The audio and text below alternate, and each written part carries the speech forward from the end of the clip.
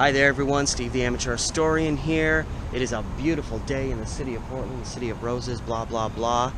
And I'm coming to you from what would be the intersection of First and Hall, but as they kind of reconstructed this area, a lot of little stretches of roads have kind of vanished, so Hall has actually become more of a walking path crossing First Avenue, which is right here. So theoretically this is where Hall would go through, and then up those stairs that way. That's where Hall would come through, and this is the location. I'm taking you back to the summer of 1903, southwest kind of fringe of downtown. I don't even know if it's technically downtown, but I don't know if you'd really call it downtown anymore. And this is the site of a fresh episode of Historic Murders of Portland.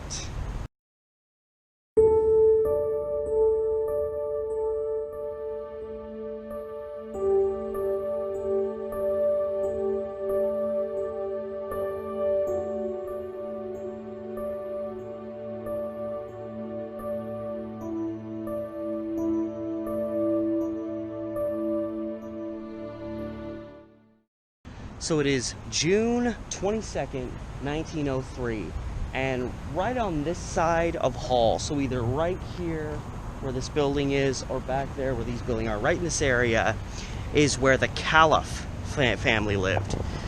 C-A-L-O-F, I think it's Calof. That just seems to make sense. If they were immigrants from a certain country, like maybe the F was silent, maybe they were Calo with a silent F, I really don't know. But they had a farm either right across the street here or right here. All I know is it's around Hall and First and just on the northern side of it. So they had a farm here, they had a farmhouse, and around 10 p.m., night of June 22nd, 1903, Nathan Calof, son of Max Calof, he was the man of the house, the patriarchal figure. Nathan Calof comes home. He reportedly has literally a fat sack of cash on him. Like, he was apparently seen coming home with a sack filled with money. I don't know if they sold something in relation to their farm, somebody owed him a gambling debt, he just robbed a bank. I don't think it was that nefarious. But whatever the case, he came home with a fat stack of cash, and this was during a time where there were just there was more of an outbreak of burglaries than measles or smallpox or whatever, would be happening.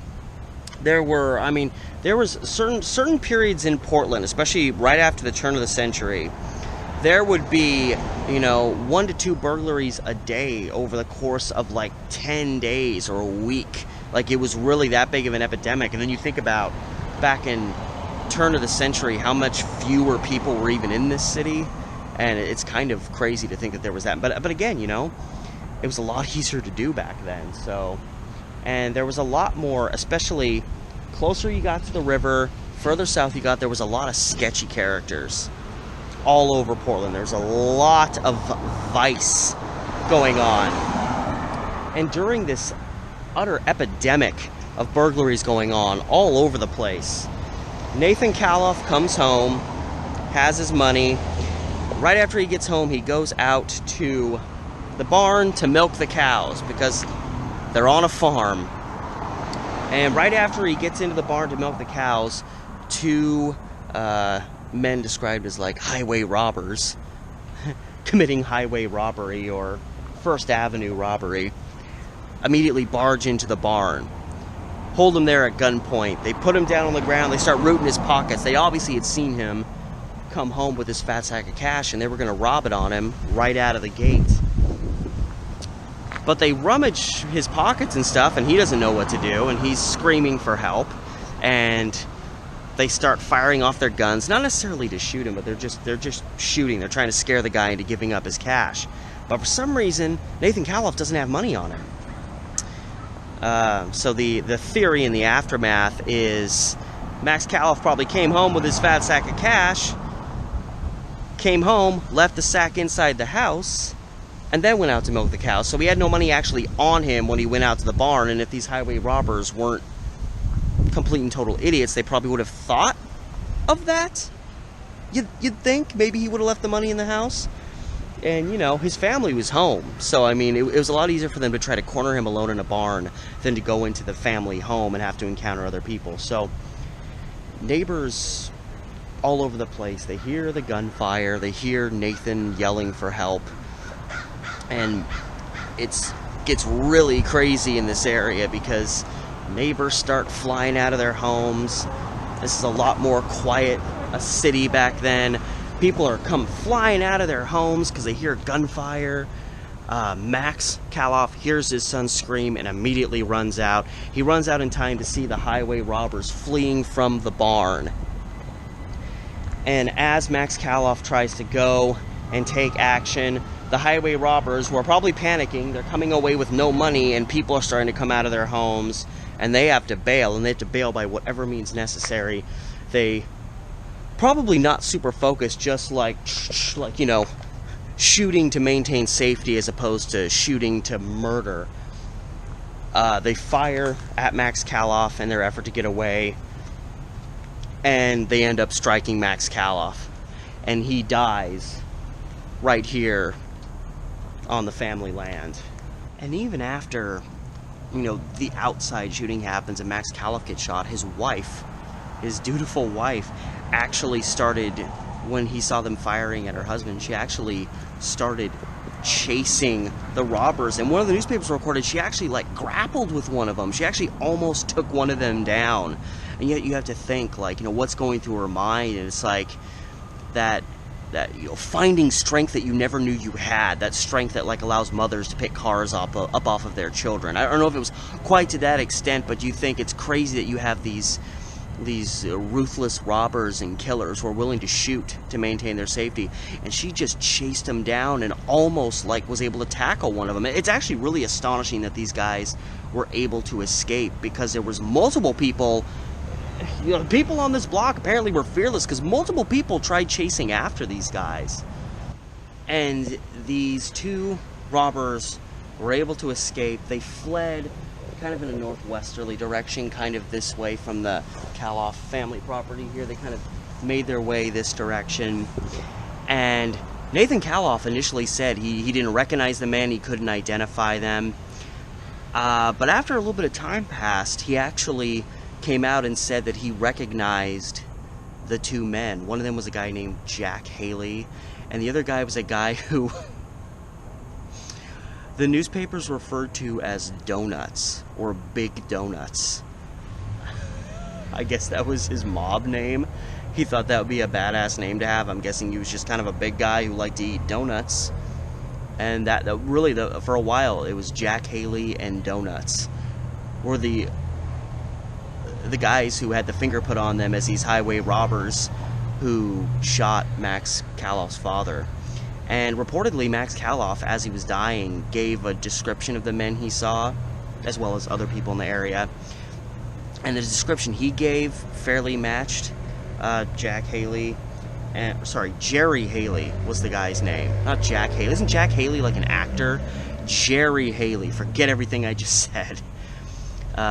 Jerry Haley and Big Donuts, who was a guy that was, his real name was Leo Griggs. So Jerry Haley and Leo Griggs were the guys fingered by Nathan Calof. They matched the description that Max Calof gave to authorities right before he died, which, I mean, when you're just, you know, bleeding out and dying and you're kind of trying to remember stuff, it's you have to take it with a grain of salt, because you don't know how good of a look they had or how much of what they're saying is just dying babbling.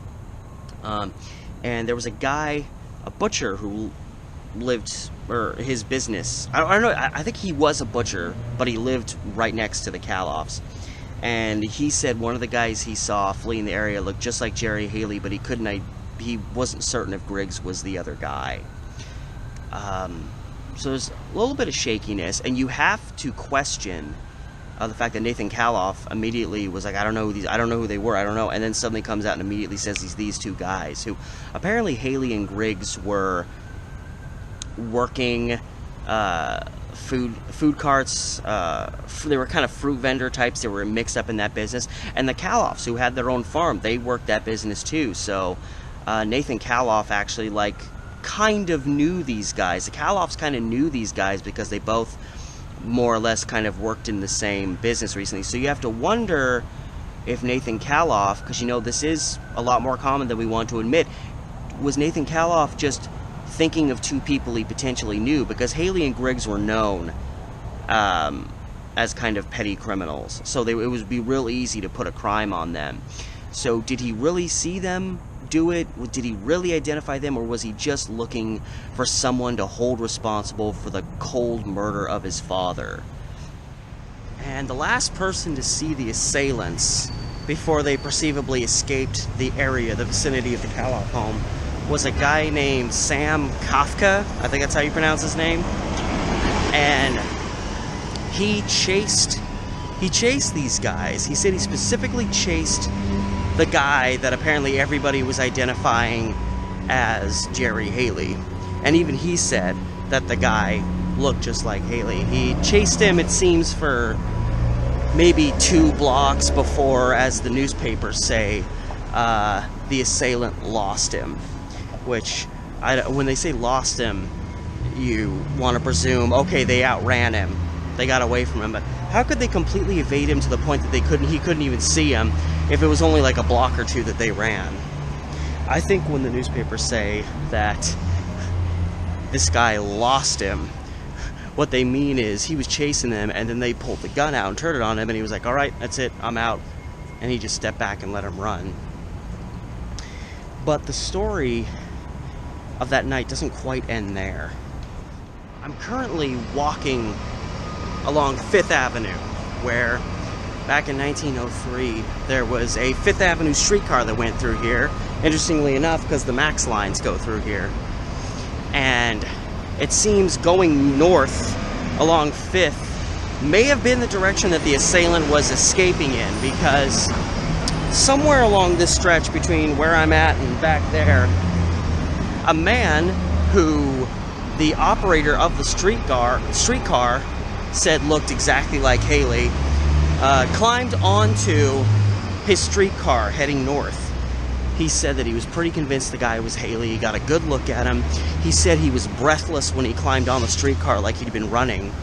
And the operator also said it was roughly around 10:30, sometime between 10 and 10:30. So within 30 minutes of when Max Calof was shot and this botched robbery took place. So a guy who looked like Haley, whether it was him or not, it wouldn't surprise me if it was one of the assailants who was last seen, several blocks behind me, hopping on a streetcar going north. And right here, this is Southwest 5th and Alder. This is where the guy that presumably was Jerry Haley got off the streetcar where it stopped here, and then presumably just vanished into the night. And if he was the guy, or if this guy in general was connected to this crime, this is the last area he was seen that night. But regardless of whether Nate Calof was to be believed or not, it kind of just became a general consensus that it was these 2 guys. Other people who worked in the fruit vendor business were like, yeah, it was probably them, and probably was just as good as an absolutely back in the day. If people wanted to believe people committed crimes back in the day, it was real easy to just convict them based on that. Juries would convict people based on just the fact they didn't like them. They looked like criminals all the time. We still judge people like that, but you can't get away with that in a jury trial these days. But yeah, Haley and Griggs, they'd both come to Portland a couple months before the murder.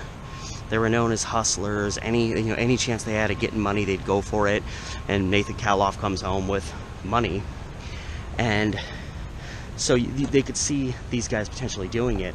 But what, beyond even Nathan Calof's late identification of them, as the many saw, is both guys fled Portland right after the murder happened. And whether you're guilty or innocent, when you leave, even if it's just a coincidence, when you leave the city right after a killing happens and then the finger gets put on you, everyone's going to think you did it. And I believe one or both the guys was tracked to Seattle.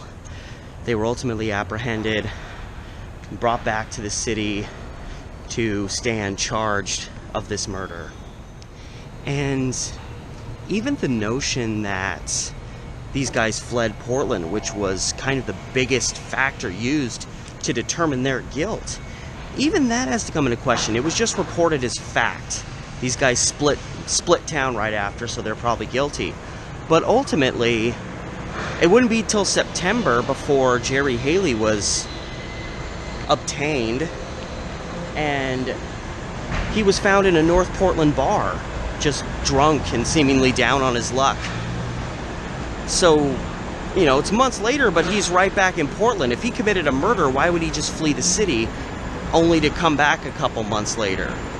Unless he had a very big reason to, but if he's just washing away his sorrows in a rundown bar somewhere in North Portland, he probably doesn't have a whole lot going on.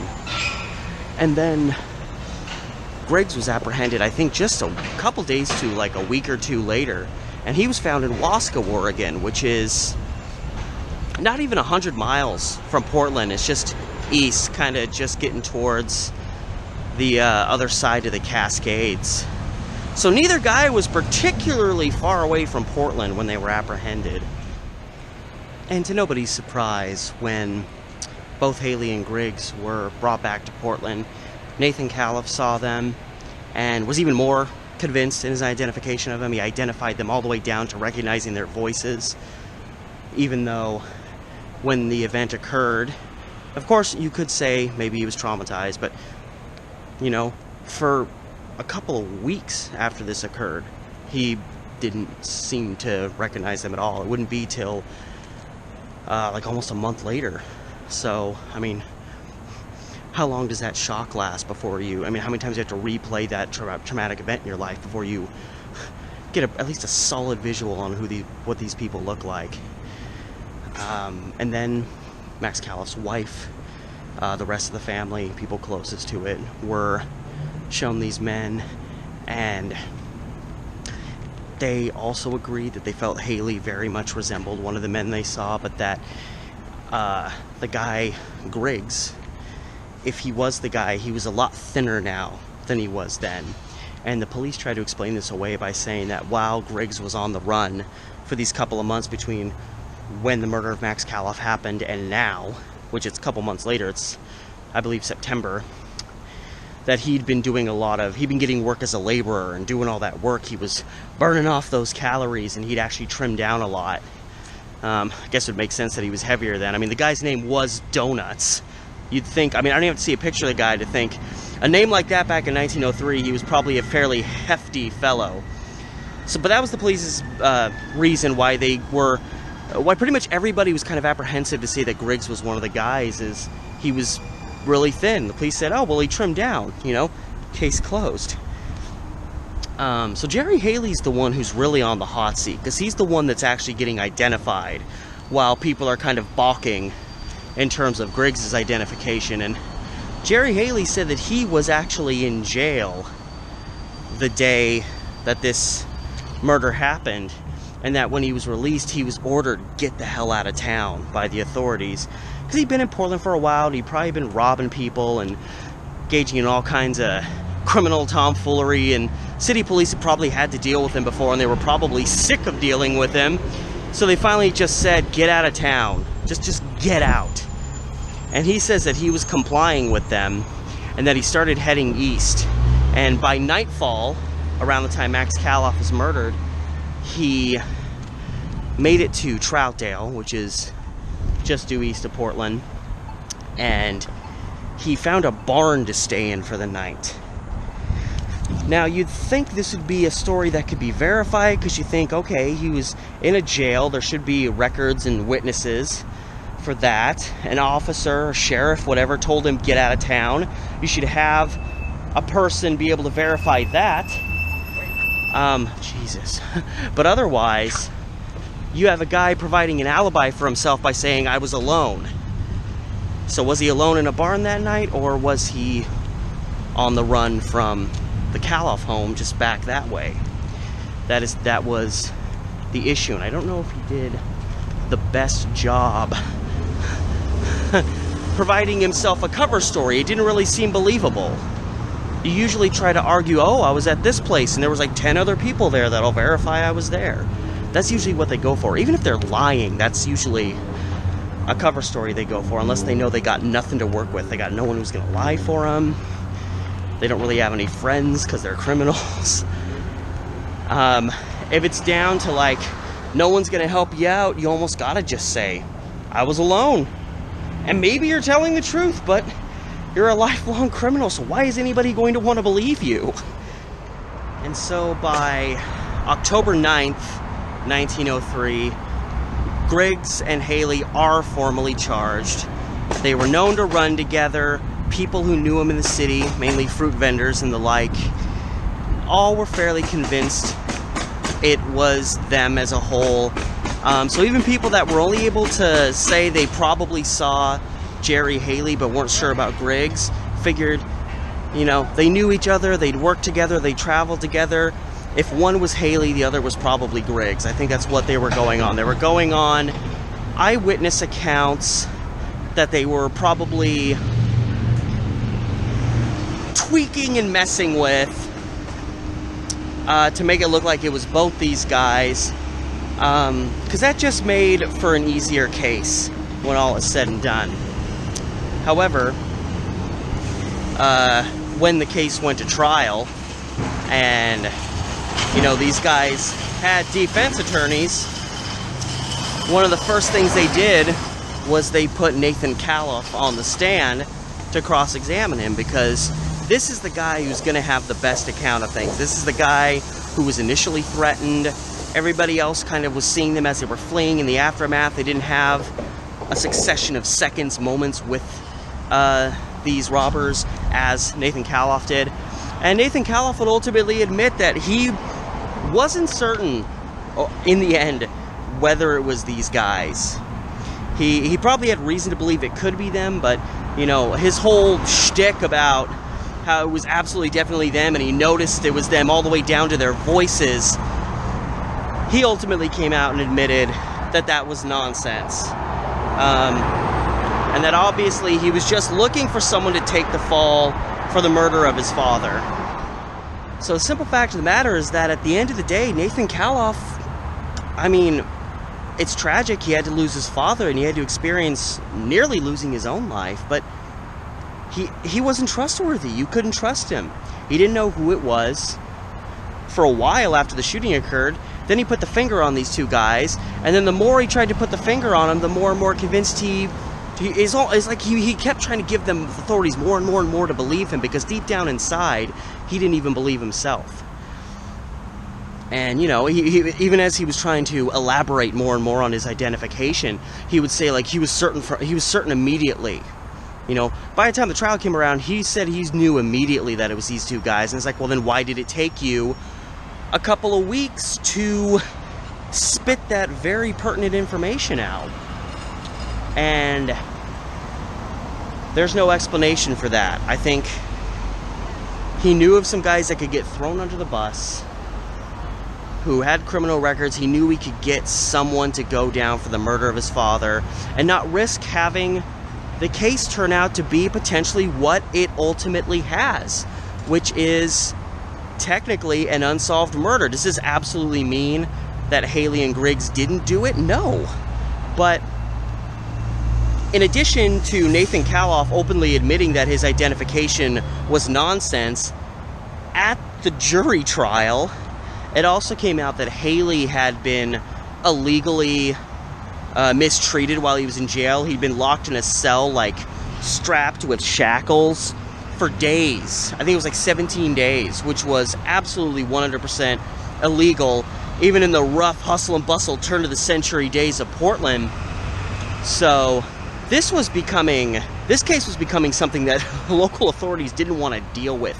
Police officers, prosecutors, the general, government did not want to have to deal with this case. And Jerry Haley immediately prepared to sue the police for their treatment of him. So ultimately the judge dismissed the case. And both Jerry Haley and Griggs, Donuts, they both got off. Their trials were dismissed, and I found no information far past that to show whether they had been retried. I mean, what are you going to do when the primary person, your primary identifying witness, openly admits, oh, well, you know what, that wasn't really quite the case. I just wanted to help my dad out, probably. Or he was just an ass. I don't know. I don't know Nathan Calof. He may have felt pressured. You know, who knows? Authorities may have been pushing him to say it was these guys because the authorities they probably wanted Haley and Griggs. They'd probably been committing all sorts of petty crime all over Portland. And so they were guys that the police wanted for a real big one, and this was their opportunity. So maybe the police put the heat on Nathan Calof. What do you think? It was these guys? You know, it probably was these guys. Even if you're not certain, I think it's these guys, and you'd be helping us out a lot if you would tell us, and eventually a court of law, that it was these guys. But that was it. That was the cutoff. There was nothing more after that. These two guys, their whole trial was dismissed. There wasn't even a guilty, not guilty verdict passed. It was dismissed right away. These guys were allowed to walk and continue their life of crime or whatever they wanted to do. And I found no information that any other suspects came under fire, were apprehended, put on trial. These guys were never tried again. I found no information about that. All information I've been able to find in whatever resources I've looked through, that is where the investigation of the Max Calof murder over on First and Hall, just down that way from where I am now. I'm more in the Markham Gulch area. There's nothing more to be said on the case, so it's technically an unsolved murder, because the only people who ever went on trial for it they weren't even acquitted. They were just dismissed. So to this day, we just don't know. But it's very interesting that so many witnesses, whether Griggs was involved or not, so many witnesses said that Jerry Haley was one of the guys they saw. So did they get lucky? You know, did Nathan Calof screw a legitimate theory that these guys, or at least Jerry Haley and some other guy, were involved?